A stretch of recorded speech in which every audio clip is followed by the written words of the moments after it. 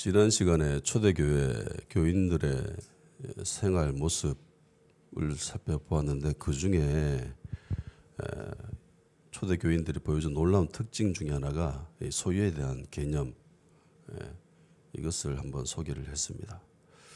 동서고금을 막론하고 역사 이래로 인간의 소유에 대한 욕심은 전혀 변함이 없습니다.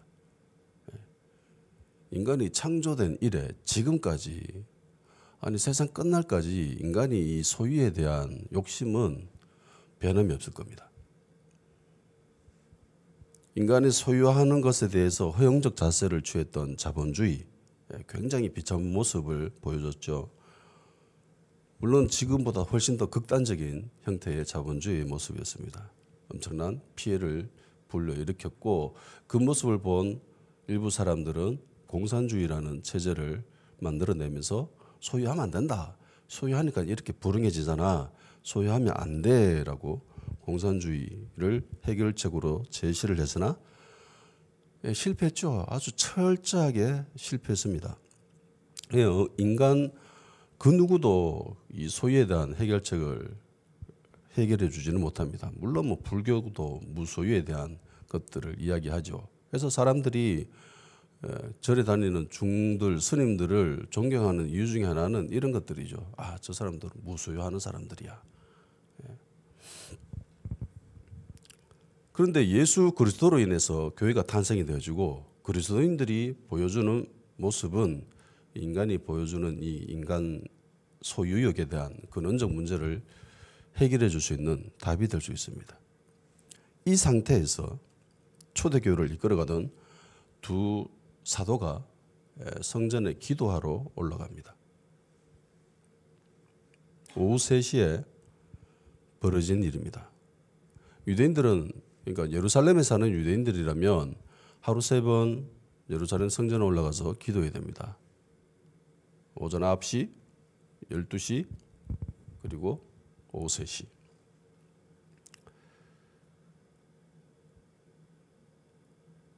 기도하러 올라가다가 일이 생겨요.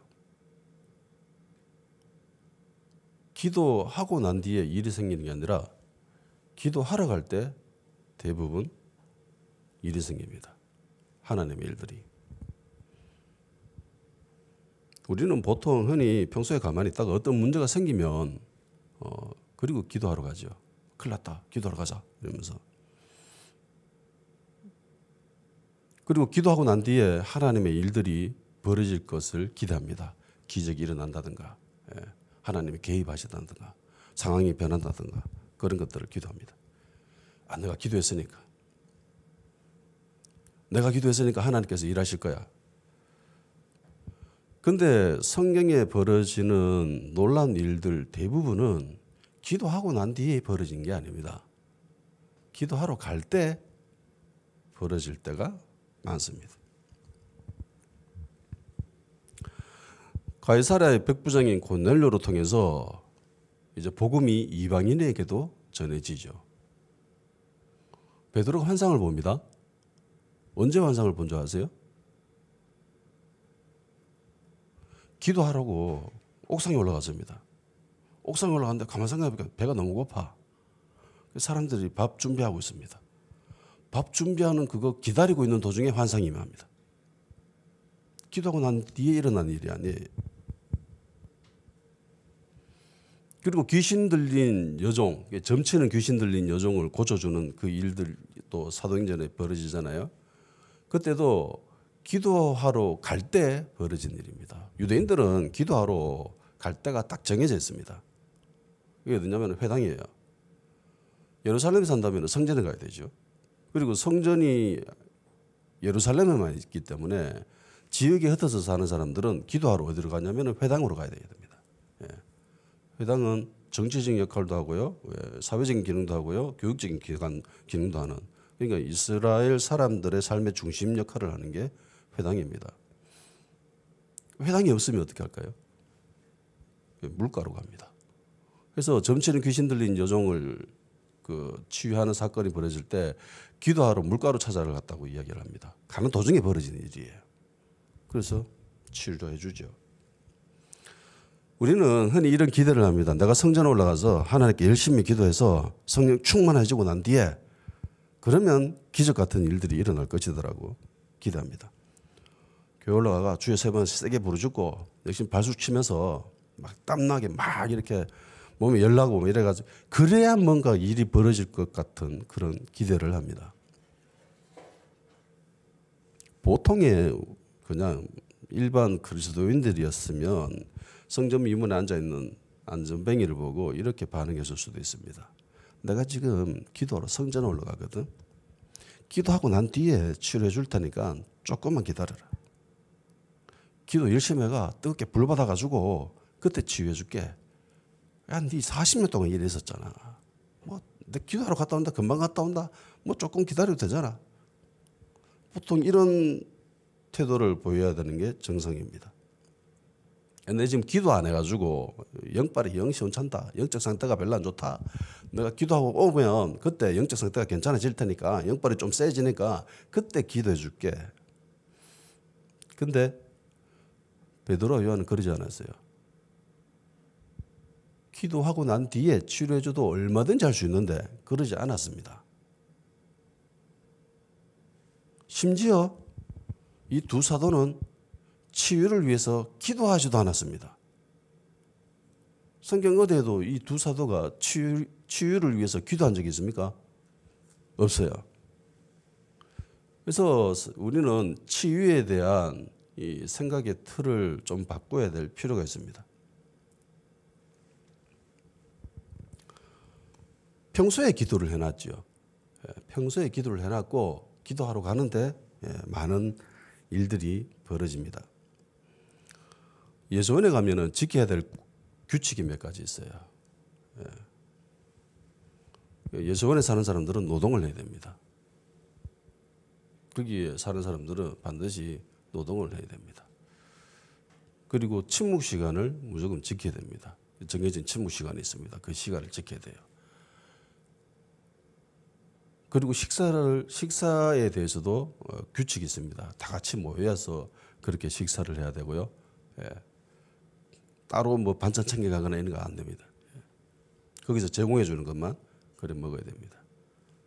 그리고 삼종이라고 하는 아주 특별한 형태의 규칙이 있습니다. 종이 3번 땡땡땡 쳐요. 그러면 막 열심히 일하다가도 스톱합니다. 그리고 하나님께 기도를 합니다. 이게 삼종입니다. 매일 아침 6시, 12시, 저녁 6시 이렇게 삼종이 울리면 멈춰서 기도합니다. 옛날에는 종이었다고 하는데 저때 제가 가니까 그 자동차 휠 있잖아요. 휠을 딱 걸어놓고 이걸 치더라고요. 그 소리가 좋대요. 가서 예수원에서 이런 경험들을 하면서 내 나름대로 적용을 지킨다고 휴대폰에다가 알람을 맞춰놨습니다. 9시, 12시, 3시, 6시 이런 식으로. 저는 그냥 십자가 기도라고 불러요. 알람 울리는 거 보면은 뭐 의식하고 있으면은 잠시나마 기도합니다. 대부분 주기도문 기도를 해요. 저는. 어쨌든 기도를 평상시에 해둔 상태에서 어떤 문제를 발견하고 그리고 그 문제를 위해서 기도하고 난 뒤에 그 문제를 접근하는 것이 아니라 그냥 바로 믿음을 가지고 접근을 합니다. 그리고 하나님의 놀라운 일들이 벌어져요. 자, 일단 성전 미문에 앉아있는 이 안전병에 대해서 한번 살펴봅시다. 이 사람은 언제부터 장애를 가지고 있었죠? 성경에 나면서부터라고 합니다. 태어날 때부터 이 사람은 다리를 쓰지 못합니다. 당시에 사람들은 경제적인 활동을 하려면은 육체적 노동을 해야 됩니다. 지금이야 장애인들도 휠체어 타고 다니는 사람도 얼마든지 경제적 활동을 할 수 있잖아요. 머리만 똑똑하면. 그죠? 컴퓨터만 잘하면. 앉아서 하는 일도 있으니까 얼마든지 그런 걸로 경제적 수입을 얻을 수 있는데 이 당시의 사람들은 그런 상태가 아니에요. 그런 상황이 아닙니다. 그러니까 이 사람은 경제적인 활동을 할 수 없는 사람이에요. 그러니까 삶이 위태로운 사람입니다. 삶이 굉장히 위태로운 사람이에요. 누가 안 도와주면은 절대로 먹고 살 수가 없는 겁니다. 그러니까 이 사람을 위해서 매일 수고한 사람들이 있었습니다. 성경엔 누구인지 기록이 안 되어 있지만은 이 사람을 늘 매일마다 성전 미문에 앉혀놓는 사람들이 있었습니다. 예. 그러니까 이 안전뱅이는 장애를 가졌음에도 불구하고 성격이 굉장히 좋았던 것 같습니다. 만일에 보통 장애를 가지고 있는 사람들은 좀 괴팍한 면이 있잖아요. 막 성질 부리고 막 지 맘대로 막 하고 그러면 사람들이 안 도와주려고 해요. 도와주려고 하다가도 그런 모습 보면은 에라 이 자식아 네 맘대로 네 알아서 해라 이러면서 내팽개 쳐버리는 그런 일들이 벌어지는데 40년 동안 안전뱅이 생활을 했었고 그리고 어느 정도의 이제 구걸 활동을 시작한 그때부터 매일 사람들이 이 사람 남자가 다 큰 남자가 들어보면 무거워요. 아이도 아닌데 그러니까 몇몇 사람들이 도와줘야 됩니다. 매일 이렇게 도와줬습니다. 2절에 보면 되어 있잖아요.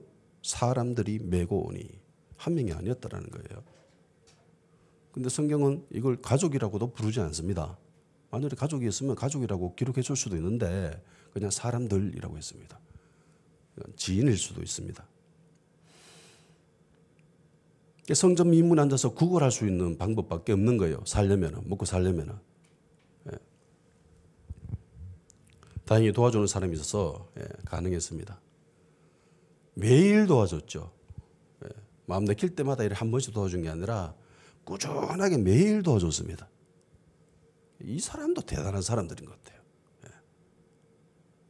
장애를 가지고 있는 사람을 향해서 몇십 년 동안 도움의 손길을 놓지 않고 꾸준하게 계속 도와줄 수 있는 거. 해서 가능한 도움은 한결같아야 됩니다. 안전뱅이가 미문에 자기 구걸하는 장소로 선택했습니다. 나는 여기서 구걸할 거야. 그렇게 선택했습니다. 미문은 아름다울 미자입니다. 그러니까 문이 아름다워요. 굉장히 크고 화려하고 아름답습니다. 은과 금으로 이렇게 도배되어 있고 청동문으로 만들어져 있다고 합니다. 그리고 특징이 사람들이 가장 많이 다니는 지역이 이 미문이었습니다. 그러니까 성전에 여러 가지 문들이 있는데 그 많은 문들 중에 미문에서 사람들이 가장 많은 통행이 있었다라는 거죠. 그러니까 장사하는 이 눈썰미가 있는 거죠. 장사하려고 하면은 목이 좋아야 된다고 하죠. 무엇보다도 목이 좋아야 됩니다. 근데 이 안전뱅이는 이걸 알았던 거예요. 저기서 해야 된다. 다른 데서는 뭐 저기가 낫다. 장애는 있었지만 똑똑했던 것 같습니다. 성격도 꽤 좋았고 그리고 지적 능력도 꽤 좋았던 안전뱅이 사람입니다. 한 번도 걸어본 적이 없어요. 날 때부터 안전뱅이니까 한 번도 못 걸어봤습니다. 40년 동안. 4장 22절에 이 사람이 40살이라고 이야기합니다. 그러니까 안전뱅이의 이 다리는 형태는 있지만 이 다리가 제 기능을 전혀 할 수 없는 상태예요. 근육이 있을까요? 근육이 있었을까요? 가끔씩 TV에 이렇게 휠체어 타고 다니는 사람들 모습이 나옵니다. 그리고 뭐 장애 올림픽 이런 거 보면은 뭐 휠체어 타고 농구하고 뭐 사이클하고 뭐 하는 사람들 있잖아요. 그런 사람들 보면은 막 이 운동하는 선수이기 때문에 상체는 막 무럭무럭하면서 이렇게 정말 멋져요. 근데 다리는 뼈밖에 없습니다. 뼈하고 가죽만 있어요. 저 그거 보고 놀랐거든요. 와, 저런데 와, 대단하다 이러면서 그거 보고 깨닫는 것 중에 하나가 근육을 사용하지 않으면은 줄어드는구나. 그 사람이 예전에는 멀쩡한 사람이었는데 건강한 사람이었는데 사고로 인해서 이렇게 휠체어 앉게 된 사람이거든요. 그러니까 그전에는 다리에 살이 꽤 있었고 근육도 있었다는 거예요. 그런데 그거 안 쓰니까 말라 비틀어져 가지고 가죽밖에 없어요. 저는 이거에 대해서 어느 정도는 공감하는 면이 있습니다. 예전 촌에 사는 사람들은 종기를 달고 살았습니다. 희한하게 우리 집에 종기가 많았어요. 종기 정말 많이 걸렸었거든요.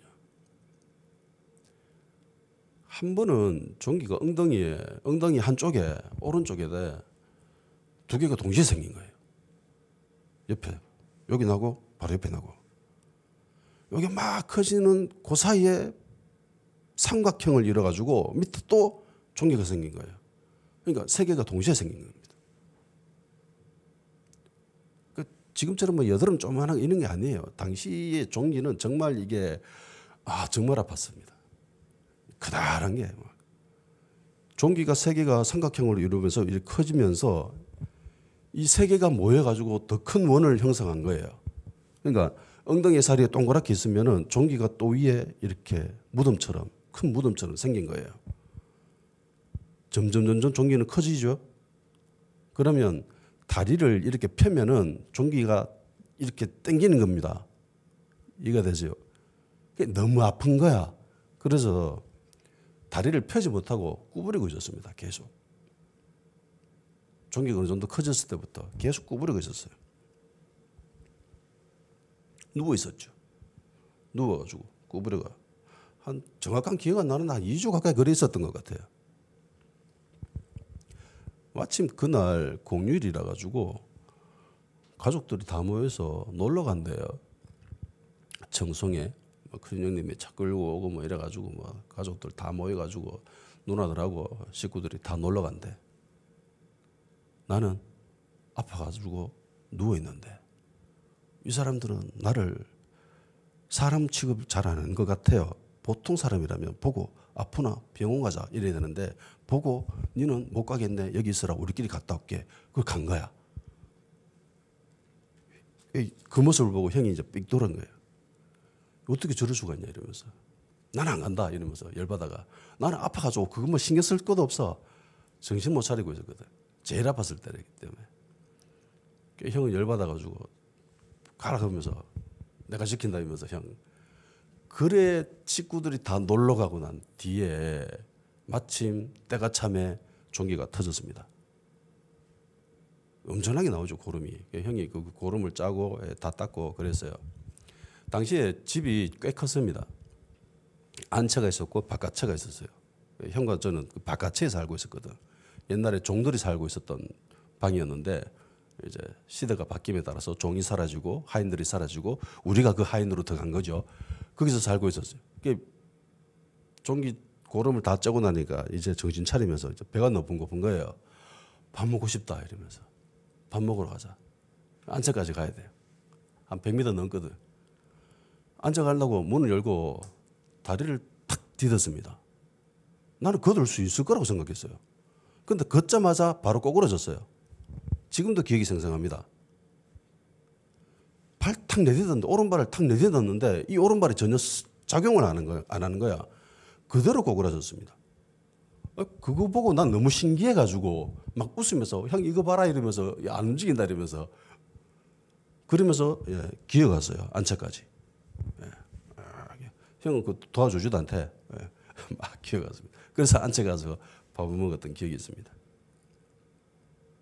겨우 한 2주 정도 다리 근육을 사용 안 했는데 제 기능을 못 하는 거예요. 걸을 수 있는 힘조차 없는 거예요.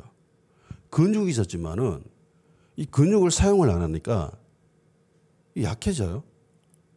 근데 이 사람은 40년입니다. 근육을 써본 적이 한 번도 없어요. 태어났을 때부터의 그 살, 그 근육, 그게 전부예요. 근데 그것도 40년 동안 한 번도 안 쓰니까 그야말로 뼈와 살밖에 없는 그런 상태인 거예요. 조금 붙어 있겠죠, 안에.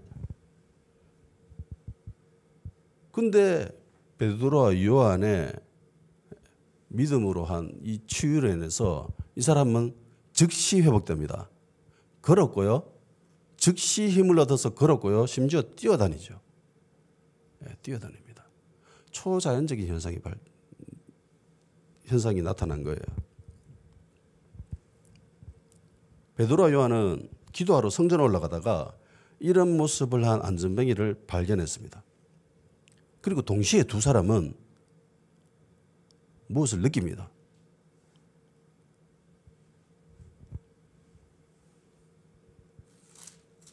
본문에 봅시다. 4절을 봅시다. 베드로가 요한과 더불어 주목하여 이르되. 자, 둘이 같은 마음을 가졌다라는 거죠.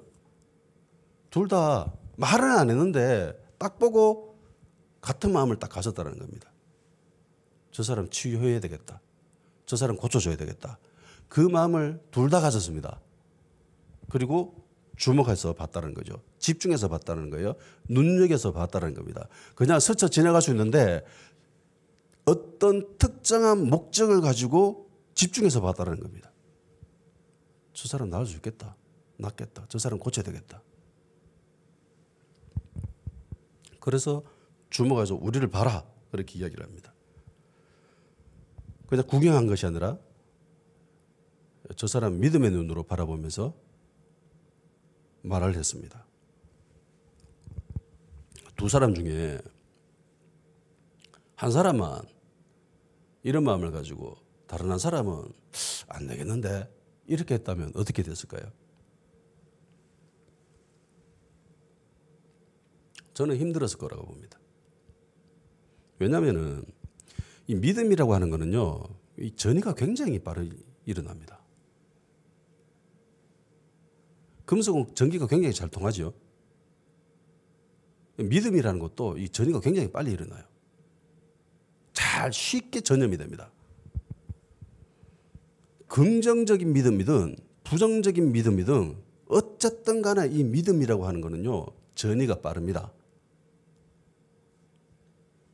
해서 믿음을 요구해야 될 특별한 믿음이 필요한 시기에는 예수님조차 믿음 없는 사람들을 배제시켜버리죠. 회당장 야이로의 딸 죽었을 때 기억하시죠? 그 죽어있는 방에 들어가는 사람은 믿음을 특별히 가지고 있었던 사람들 한해서만 들어갈 수 있었습니다. 나머지 사람들은 비웃었지요. 믿음 약한 제자들 중에 믿음 약한 애들은 또 배제시켰습니다. 믿음이 특출난 가장 모범적으로 보이던 제자 3명 데리고 그리고 그 아이 부모 그리고 예수님 그렇게만 그 방으로 들어가요. 배제시켜버린 거죠. 차단시켜버린 겁니다. 예수님조차 이런 절박한 상황 속에서는 같은 믿음을 소유한 사람들만 허락하셨습니다. 그 공간에. 하물며 우리들이야 어떻게 해야 되겠습니까? 그래서 같은 믿음을 소유해야 된다는 겁니다. 만약에 공동체 가운데에 다른 믿음을 소유하고 저거 안 되겠는데 라고 해버리면은 그게 굉장히 쉽게 전염이 돼요.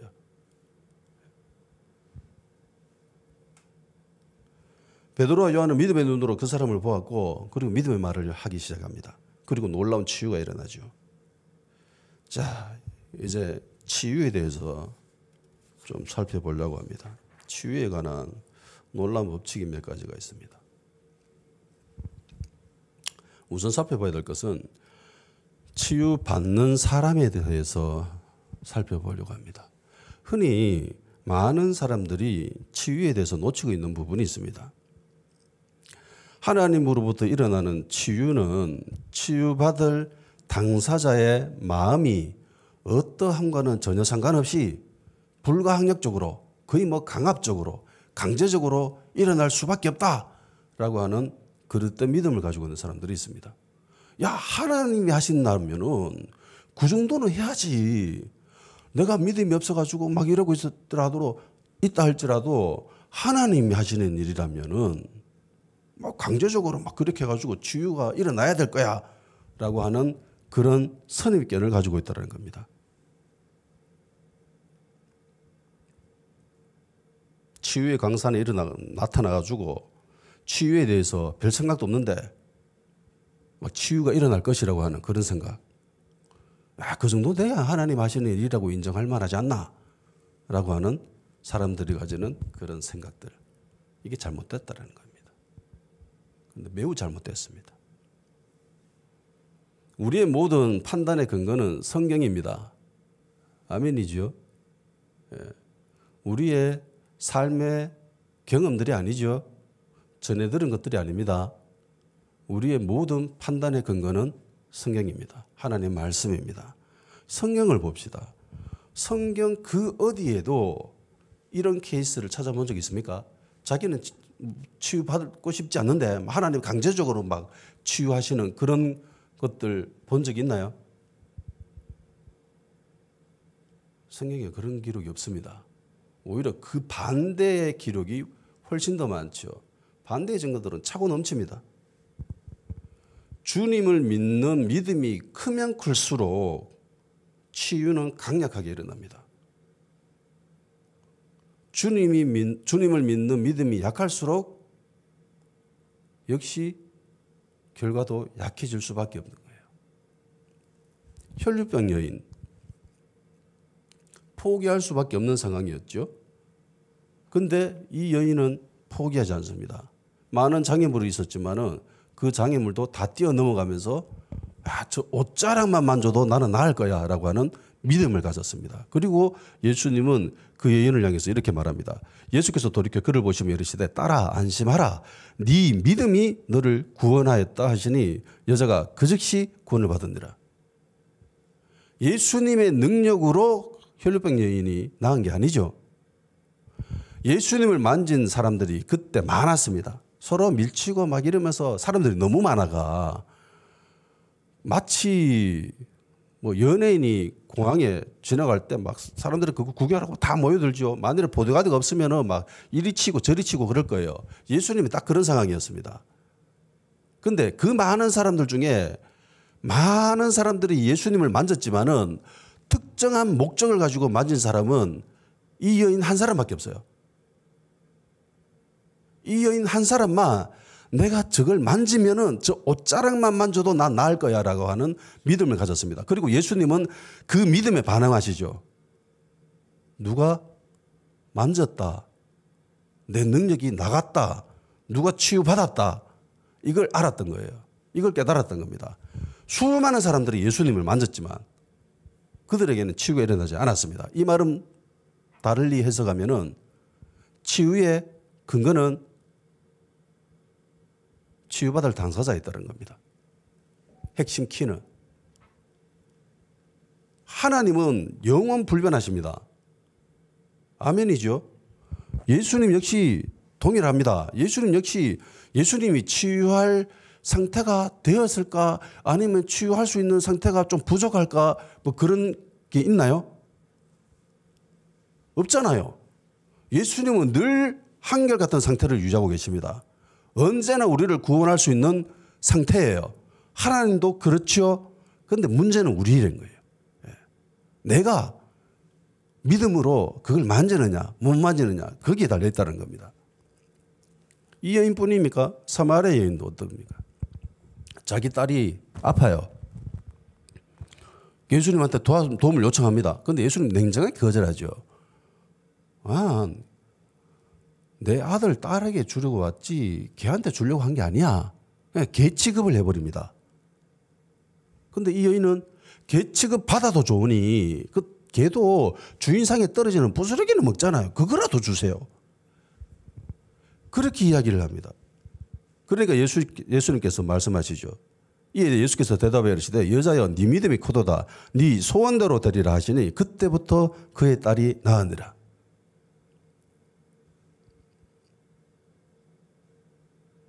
인간적인 관점에서 예수님 때문에 나았습니까? 아니면 이 여인이 가지고 있었던 믿음 때문에 그 딸이 나았습니까? 물론 신학적인 관점에서는 하나님 하셨죠. 그런데 그냥 보통의 우리의 모습 가운데 우리가 그냥 삶을 살아가는 평범한 그리스도인들의 입장에서는 그걸 어떻게 해석해야 돼요? 예수님 하신 말씀 그대로 받아들일 수밖에 없지요. 그러니까 치유받을 그 당사자의 믿음이 어떠하느냐에 따라서 하나님의 기적이 일어나느냐, 치유가 일어나느냐 마느냐가 결정이 된다는 겁니다. 이 사람 뿐이겠습니까? 맹인 역시 마찬가지입니다. 예수께서 이르시되 가라 네 믿음이 너를 구원하였느냐 하시니 그가 곧 보게 되어 예수를 길에서 따르니라. 예수님 지나간다는 소리 듣고 막 계속 땡깡하면 지르거든요. 다윗의 자손 예수야 이러면서. 그러니까 제자들은 너무 시끄럽다고 좀 조용히 시키라 하면서 막 그렇게 핀잔 주고 그렇게 했었는데도 불구하고 끝까지 더 큰 목소리를 질러가지고 결국은 구원을 이뤄냅니다. 믿음을 발동할 때에 이 세 사람 모두 다 강력한 믿음이 있었고요. 이 세 사람 모두에게 다 엄청난 장애물이 있었습니다. 그런데 이 세 사람 모두 다 이 장애물을 뛰어넘을 만한 믿음을 가지고 있었다는 겁니다. 치유받는 사람들이 하나님께 나와서 치유받기를 원합니다. 장애물이 없겠어요? 다 장애물이 있습니다. 성경에 나오는 이 세 사람만큼의 장애물이 있었겠습니까? 저는 이 정도의 장애물은 없다라고 생각합니다. 특히 혈류병 걸린 여인은 진짜 참담합니다. 예. 그럼에도 불구하고 믿음의 끈을 놓치지 않았어요.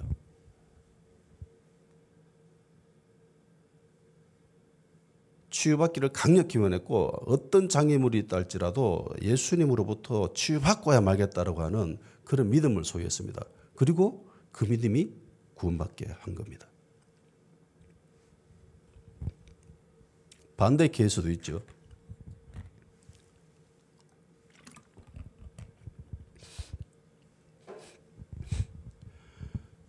치유에 대한 믿음이 없었기 때문에 예수님을 배척함으로 말미암아서 하나님의 역사가 일어나지 못한 케이스도 있습니다.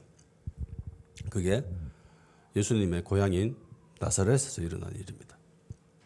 마가복음 6장 3절에서 5절 말씀을 제가 읽어드릴게요. 이 사람이 마리아의 아들 목수가 아니냐, 야고보와 요셉과 유다의 시몬의 형제가 아니냐, 그 누이들이 우리와 함께 여기 있지 아니하냐 하고 예수를 배척한지라. 예수께서 그들에게 이르시되 선지자가 자기 고향과 자기 친척과 자기 집 외에는 존경을 받지 못함이 없느니라 하시며 거기서는 아무 권능을 행하실 수 없어 다만 소수의 병자에게 안수하고 고치실 뿐이었고. 자기 고향에 갔습니다. 예수님도 인간인지라 자기 고향을 얼마나 사랑했겠어요. 그 기대에 차서 자기 고향에 갔는데 자기 고향 사람들이 예수님을 배척합니다. 저거 뭔데? 저 어릴 때부터 우리랑 같이 있었고 우리 다 아는데 저 사람. 저 집 식구도 다 알고. 저 너희들은 지금 우리 동네 사람들하고 같이 결혼해서 같이 살고 있는데 저 요셉 아들 예수 아이가 이러면서 안 받아들이죠. 배척합니다. 거부합니다. 그러니까 성경은 이렇게 이야기합니다. 아무 권능도 행하실 수 없어. 이걸 예수님이 권능이 없구나라고 해석하면 안 돼요. 예수님은 항상 한결같으시죠. 근데 그 권능을 이끌어내는 게 상대방의 믿음입니다. 이게 정말 중요해요. 그래, 네가 한번 고쳐봐라. 네가 하나님 아들이거든 한번 고쳐봐라. 그래, 네가 목사가? 그래, 네가 한번 고쳐봐라. 낫나 안 낫나 한번 보자. 그런 마음으로 앉아있으면요 100날 있어봐요. 몇십 년 동안 그 자리에 있어봐요. 치유가 일어나는가? 안 일어납니다. 받고야 말리라. 무조건 받고야 말리라. 그런 믿음을 가지고 있어야 가능한 일이에요. 심지어 한나는요. 엘리 제사장이 얼마나 타락했습니까? 사람이. 그죠? 기도하러 갔는데 기도하는 모습 보고 술 취했다고 착각할 정도면 그 얼마나 제사장이 선지자지. 그 상태가 그렇잖아요. 근데 그 상태가 영 안 좋은 그 엘리 제사장의 말도 믿음으로 받아들이죠. 내년에 네가 넘을 거야. 그러니까 아멘 이러면서 내려가 버립니다. 믿고. 그리고 실제로 자식을 가지게 되죠.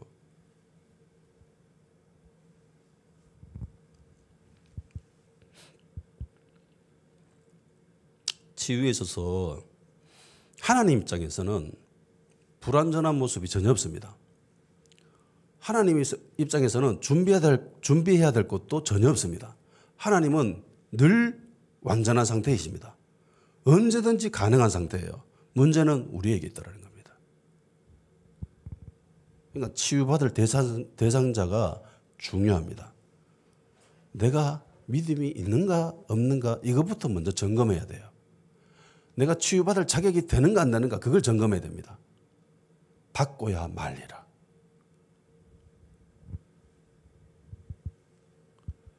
치유받길 원하지 않는데 하나님이 강제적으로 개입하셔가지고 일하시지는 않습니다. 믿음을 가져야 돼요. 만일에 내가 믿음이 부족하다면 믿음이 부족하니까 도와주십시오라고 기도해야 되는 거죠. 관절병 걸렸던 그 아들 가지고 있던 아버지 예수께서 이르시되 할 수 있거든이 무슨 말이냐 믿는 자에게는 능히 하지 못할 일이 없느니라 하시니 곧 그 아이의 아버지가 소리를 질러 이르되 내가 믿나이다 나의 믿음 없는 것을 도와주소서 하더라. 이런 자세를 가져야 된다는 겁니다. 그전에는 믿음이 부족했죠. 할 수 있거든 좀 도와주십시오라고 하니까 야 그게 무슨 소리인데 믿는 사람은 못할 게 없다. 그러니까 자세를 고치죠. 예. 그 전까지는 할 수 있으면 해주고 안 되면 뭐 어쩔 수 없죠. 반반이었어요. 예. 그러니까 예수님이 단호하게 이야기하시죠. 불가능 없다. 그러니까 자세를 떠도고칩니다. 믿음이 부족한 모습을 과감하게 포기해버리고 내던져버리고 도와주십시오. 내가 믿습니다. 라고 자세를 고쳐버립니다. 이런 모습을 갖춰야 된다는 거죠. 자, 이런 관점에서 안전뱅이를 한번 봅시다. 안전뱅이는 과연 이런 믿음을 가졌을까요? 물론 안전뱅이가 고침을 받았죠. 그래서 우리는 알 수 있습니다. 아, 안전뱅이에도 이런 믿음이 있었구나라고 생각할 수 있겠죠. 그러면 성경 어디에 안전뱅이의 이런 모습을 알 수 있을까요? 성경에 본문에 나와 있습니다. 5절이죠. 같이 읽읍시다. 시작. 그가 그들에게서 무엇을 얻을까 하여 바라보거늘. 이게 굉장히 중요한 겁니다. 무엇을 얻을까? 야, 저 사람이 뭐 줄까? 기대감에 차가지고. 뭐 줄까? 안전뱅이가 평생 해왔던 일이 구걸입니다. 구걸. 구걸이라 이런 거죠. 내 자신을 불쌍하게 보여가지고 상대방이 나를 보고 아, 너 참 불쌍하구나라고 동정심이 나와가지고 동정심을 유발시켜가지고 도움을 이끌어내는 거죠. 그 도움이란 그 사람에게서 무언가를 끄집어내는 거죠. 그러니까 그 사람의 소유를 포기하게끔 만드는 게 구걸입니다. 여기에 세팅되어 있는 사람입니다. 이게 전문이에요. 이 사람 하는 일이.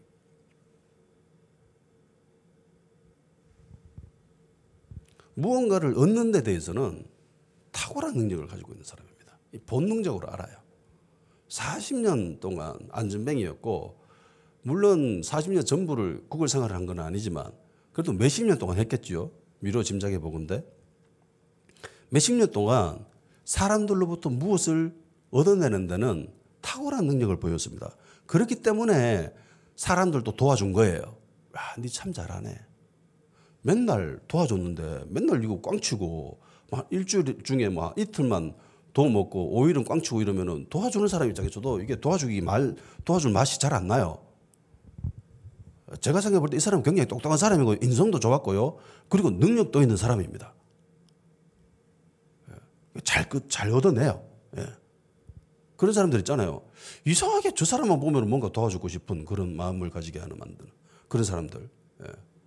이 안전뱅이가 그런 사람이었던 것 같아요. 40년 동안 사람들로부터 무언가를 얻어내는데 탁월한 능력을 보였던 전문가였습니다. 그걸 살아냈습니다. 누군가 부르면은 기대가 차 있었습니다. 아, 저 사람 뭐 주지? 얼마 줄까?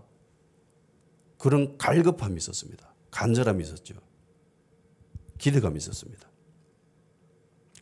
얻을 준비가 완벽하게 되어 있는 상태의 사람입니다. 그런 마음으로 두 사도를 바라봤습니다.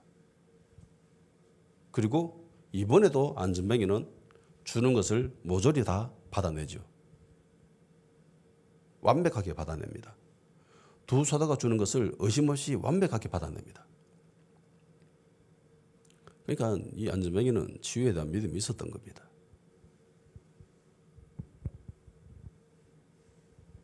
주는 것을 받고야 말리라 라고 하는 그런 마음의 자세, 이 안전뱅이에 있었다는 거예요.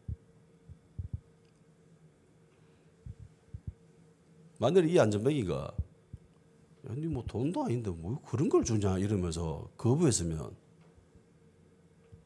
내 생각에는 기적은 일어나지 않았다고 봅니다. 왜냐하면 성경에 많은 사례들이 그렇게 기록하고 있기 때문에.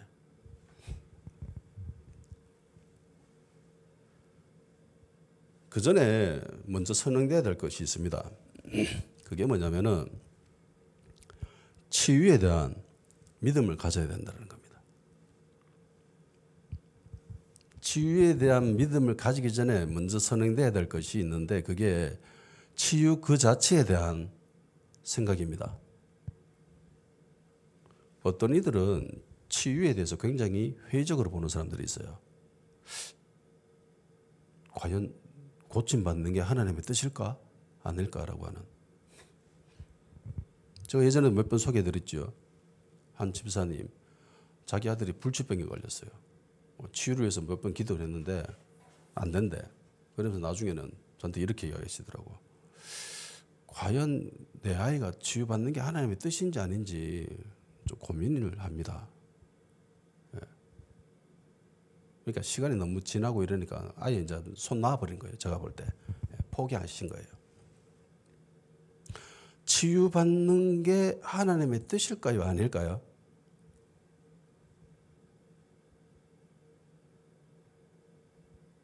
부모 마음 입장에서 봅시다. 내 아이가 감기에 걸렸습니다. 내 아이가 낫는 게 부모의 뜻일까요? 내 아이가 계속 감기 걸려가지고 콜록거리는 게 부모의 뜻일까요? 부모의 마음일까요? 하나님 우리 아버지시죠? 세상의 부모보다도 더 끔찍히 우리를 아끼시고 사랑하시는 분이 바로 하나님 아버지십니다. 그 아버지가 우리가 병 걸려가지고 골골거리고 힘들게 살아가는 것을 계속 그대로 원하시고 계실까요?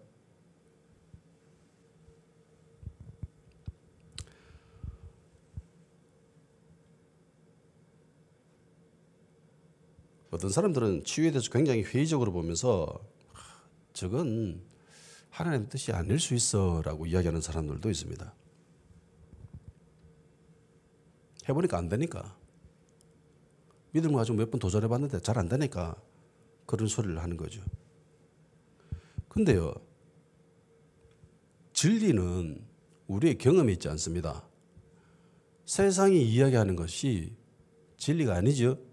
진리는 무엇이죠? 하나님 말씀입니다. 성경입니다. 성경은 우리가 가져야 될 유일한 기준이에요. 성경은 치유에 대해서 뭐라고 이야기할까요? 야, 네 병 걸려 있는 게 이게 하나님의 뜻이야. 네 나을 생각하지 마. 라고 기록되어 있는 곳이 단 한 군데라도 있나요?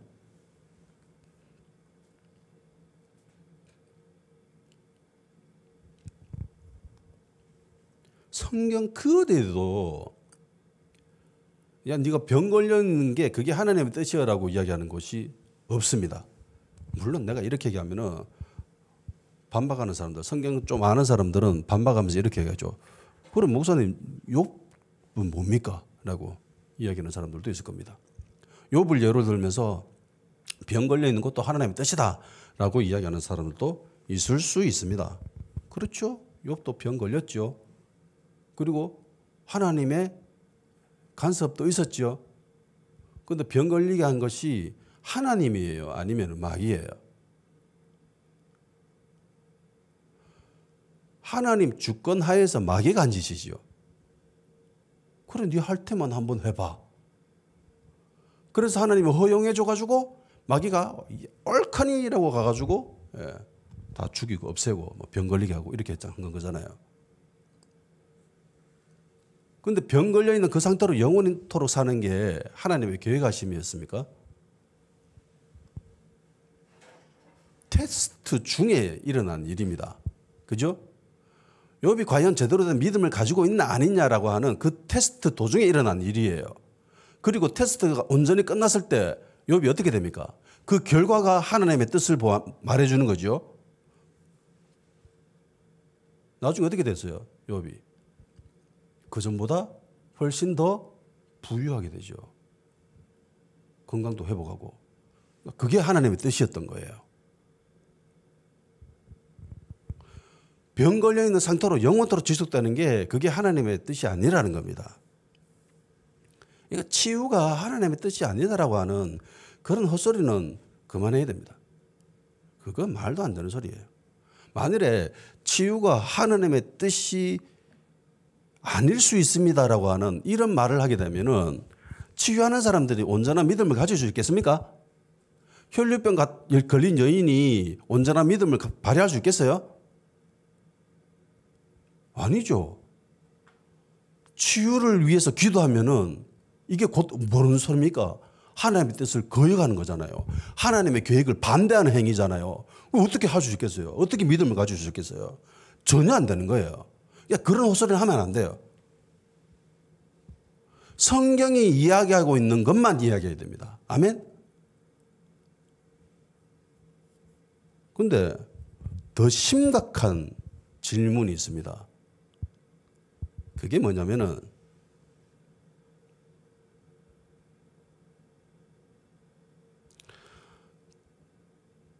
하나님의 뜻하고도 전혀 관계가 없다는 겁니다.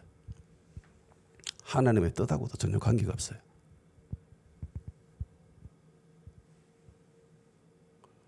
치유받는 게 하나님의 뜻일까 아닐까 그런 생각을 하고 있는 그 자체가 이미 아무짝에도 쓸모없는 부질없는 생각입니다.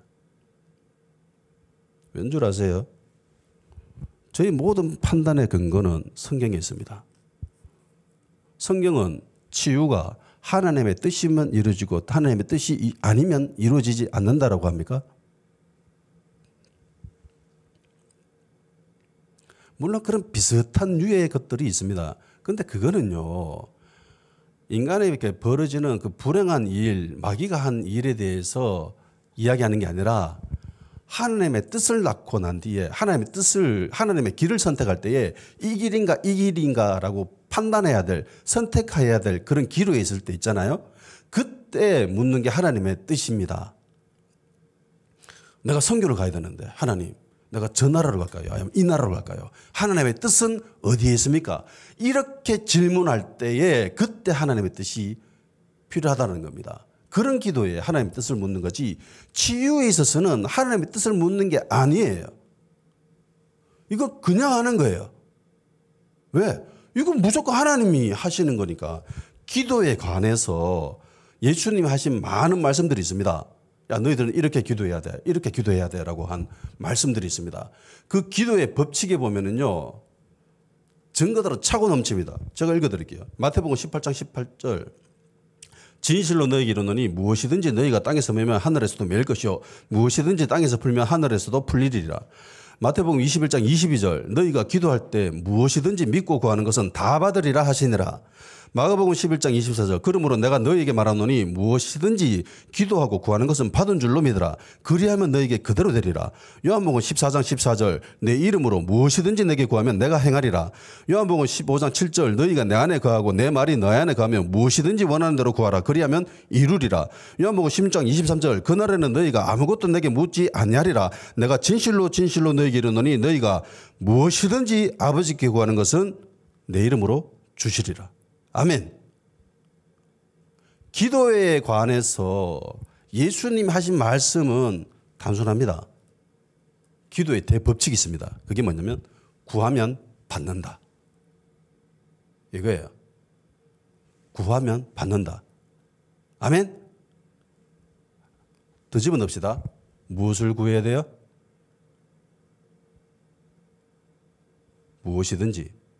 제가 읽어드린 이 말씀들 다 무엇이든지입니다.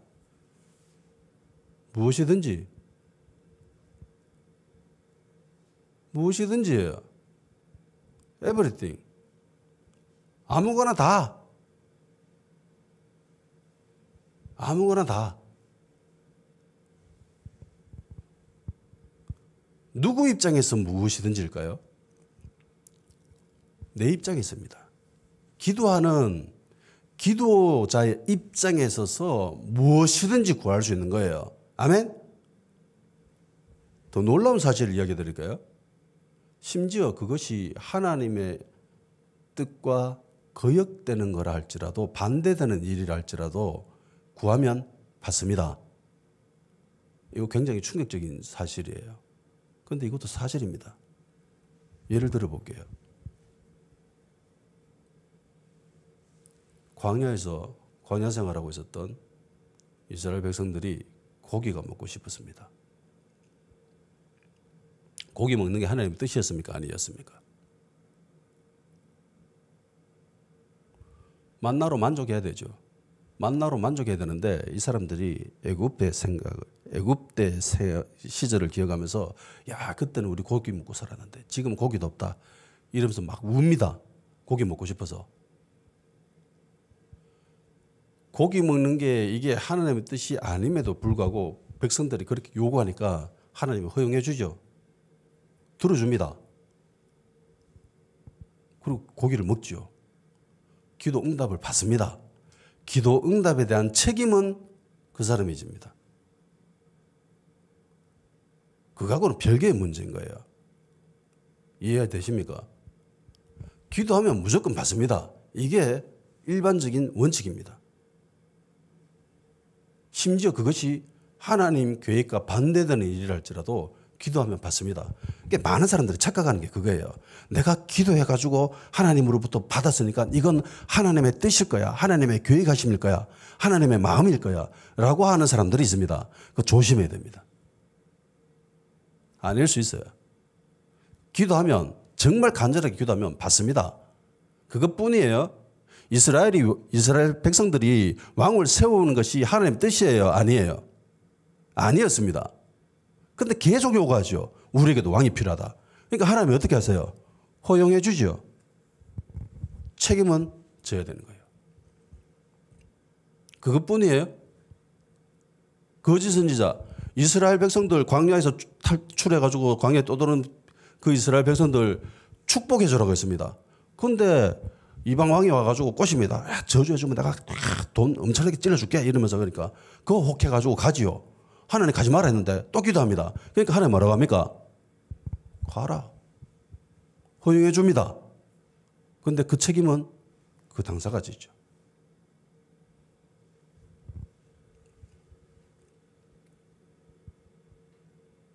기도는 구하면 받습니다. 무엇이든지. 무엇이든지입니다. 그런데 우리가 기도하는 것들 중에 하나님의 뜻을 거역하면서까지 하나님의 계획과 반대되는 그런 것까지 기도하는 사람, 기도하는 그리스도인들은 거의 없습니다. 안 그래요? 뭐 기도해봐야 뭐 자식들 잘 되게 해주세요. 뭐 좋은 직장 가지게 해주세요. 먹고 살게 해주세요. 이번에 집 뭐 어쩌고 대부분 그런 뭐 속세 일어나는 그런 일들 내 필요를 채우는 것들이지 않잖아요. 그런 것들이잖아요. 그냥 그런 것들을 기도하는 거예요. 기도는 원래. 너무 세속적인 거 아닙니까? 원래 그런 것을 위해서 기도하는 거예요. 그러니까 무엇이든지인 거야. 필요를 위해서. 예수님의 뜻은 사마리아 여인 그 아이가 그냥 병 걸려 있는 게 그게 예수님의 원래 말씀이었잖아요. 걔한테 안 준다. 그런데도 계속 달려들잖아요. 하나님 뜻이 아닌데도 하나님 뜻을 반대하면서까지 막 덤벼들잖아. 예수님 뭐라고 하세요? 칭찬하잖아요. 칭찬하잖아. 정말 세속적이고 개인적인 필요인데 예수님 칭찬하십니다. 혈류병 걸린 여인 어때요? 그 여인이 예수님의 옷자락을 만지려고 얼마나 많은 죄악을 저지른 줄 아십니까? 부정한 여인입니다. 다른 사람 몸 건들면 그 사람까지 부정함을 입어가지고 그 정결 의식을 치러야 돼요. 얼마나 많은 사람들에게 민폐를 끼친 줄 압니까? 율법으로 치면은 진짜 돌 맞아야 됩니다. 근데 예수님 그 여인을 보고 뭐라고 합니까? 칭찬하잖아요. 자기 필요입니다. 자기 필요. 내 필요를 위해서 한 거예요. 하나님 입장하고 전혀 상관이 없는 거예요. 하나님은 무엇이든지 기도하라. 예수님 무엇이든지 내 이름으로 기도하라. 그러면 받는다. 못 받는 거는 내 믿음이 부족하기 때문입니다. 딴 거 없습니다. 내 믿음이 부족하기 때문에. 못 받으면 믿음 돌라고 기도하면 됩니다. 그 말씀 계속 읽고 이런 믿음이 있는 이런 하나님 말씀들을 들으면서 믿음이 생기는 거죠. 믿음은 들으면서 난다고 했죠. 오늘 같은 이런 설교 말씀을 들으면서 믿음을 형성하는 겁니다. 내 안에. 그래 맞아. 저게 하나님 말씀이지. 늘 하나님 말씀과 세상은 부딪힙니다. 늘 그래요. 늘 세상이 더 크게 다가올 수 있습니다. 그런데 믿음을 가지면은요, 세상이 아무것도 아니라는 걸 깨닫게 됩니다. 그리고 그런 자세를 갖추어질 때 놀라운 하나님의 일들이 일어나는 거예요. 기도하는 시간 가지도록 합시다. 문제가 터져가지고 기도하기보다 평소에 기도할 수 있는 기도의 사람 되게 해주십시오. 그리고 기도할 때 하나님께서 일하심을 기억하면서 기도에 더 힘 쏟을 수 있도록 도와주시고 하나님을 향한 믿음이 내 안에 충만하게 채워지게 하시고 주님께 구하면 무조건 받는다라고 하는 그런 믿음을 우리 가운데 허락하여 주시옵소서. 하나님을 향한 믿음을 내 심령에 채우고 기도할 때마다 놀라운 하나님의 역사가 일어나게 하시고 기도에 대한 잘못된 개념을 갖고 있었다면 하나님 이 시간부로 깨끗이 씻겨주시고 올바른 기도에 대한 자세, 믿음에 대한 자세를 갖출 수 있도록 성령님께서 우리를 도와주시옵소서. 나의 믿음 없는 것을 도와주시옵소서.